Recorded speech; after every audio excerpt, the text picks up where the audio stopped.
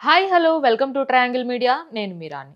Young tiger NTR నటించిన pan India cinema దేవర భారీ విజయం సాధించిన సంగతి తెలిసిందే.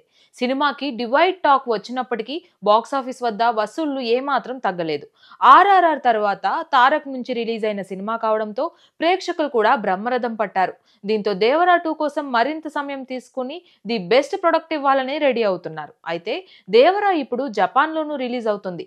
ఇదే వచ్చే ఏడాది మార్చి 28న రిలీజ్ అవుతుంది. కల్కి 2898 AD చిత్రాన్ని జపాన్లో రిలీజ్ చేసిన ట్వీన్ సంస్థ అక్కడ రిలీజ్ చేస్తుంది. టికెట్ విక్రయాలు జనవరి 3న ప్రారంభమవుతాయి. అయితే జపాన్లో ఎన్ని స్క్రీన్లలో రిలీజ్ అవుతుంది అన్నది క్లారిటీ రావాలి.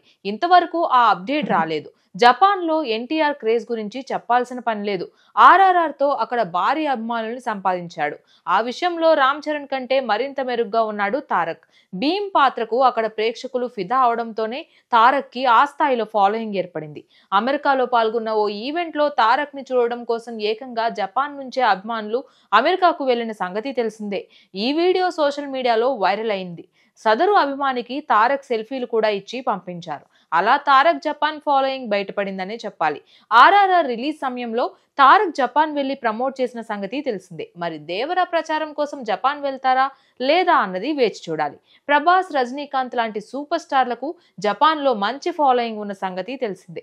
వాళ్ళ సినిమాలన్నీ అక్కడ తప్పక రిలీజ్ అవుతుంటాయి. జూనియర్ ఎన్టీఆర్ జపాన్లో భారీ అభిమానులను సంపాదించుకున్నాడు. ముఖ్యంగా ఆర్ఆర్ఆర్ విజయం తర్వాత మరియు అతని ప్రజాదరణ పెరుగుతూనే ఉంది. జపాన్ ప్రేక్షకులు ఈ సినిమాను ఎలా ఆదరిస్తారనేది ఆసక్తికరంగా మారింది. ఈ చిత్రానికి సంగీతం అనిరుద్ అలాగే రవిచందర్ స్వరాలు సమకూర్చారు. ఇలాంటి మరిన్ని అప్డేట్స్ కోసం please subscribe to triangle media.